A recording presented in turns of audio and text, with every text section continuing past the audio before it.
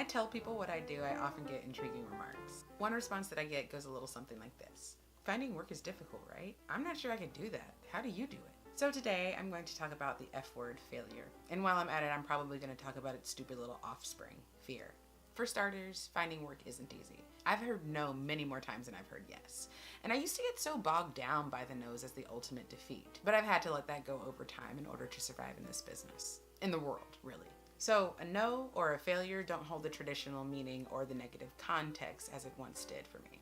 I turn my no's into yeses, and I look at my failures as successes. But how? I start off by focusing on and doing my homework. I commit to my auditions and I make sure I'm 100% prepared. I memorize my lines, even if it's not required, which oftentimes it's not. Because for me, the words live more in my body and I'm more connected and organic in those moments when I do memorize my lines. When I'm singing or dancing, I go over my notes or my movements until they feel more natural or free. And then I go into the room. I stay true to the best version of who I am and I leave it there. Then I go home already feeling successful because I went and I did the best I could. And I just keep refining my craft until the next time. I don't let the ultimate decision, whether I get the role or not, to validate or invalidate me as an artist or a person. I focus on what I like to call booking the room. I give my best audition and live something great for the people behind the table to ruminate on. And I have ultimate control over that. The rest is up to them and the universe. Booking the gig is no longer the most important part of the journey for me, although it is admittedly great when I do. If I book it, great. If I don't, I move on and do my best not to think any less of myself. In either case, I still continue to work on my craft. So a few months ago, I came really close to booking my first Broadway gig. I left my final producer callbacks feeling really great about my audition and the conversations that I had with the director.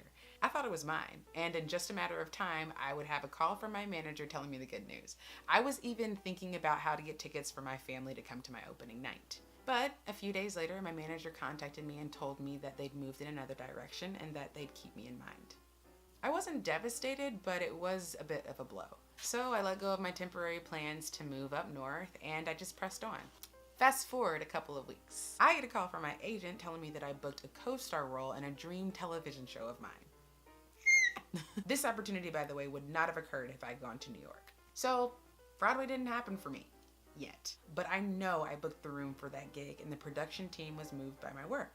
And that's awesome. Great things can come from that, even if not right now. And still, this missed opportunity has in a way afforded me several great opportunities in its place. There's this quote by Napoleon Hill that I really like. Every adversity, every failure, every heartache carries with it the seed of equal or greater benefit. I believe that. My journey has been nothing but an example of that. So to anyone out there concerned or fearful about the prospect of failing, I say, let that sucker go. It's only going to get in your way. Life is risky business. You're going to stumble and at times fall. And it's important that you do. Allow it to teach you just as much as moments of success do.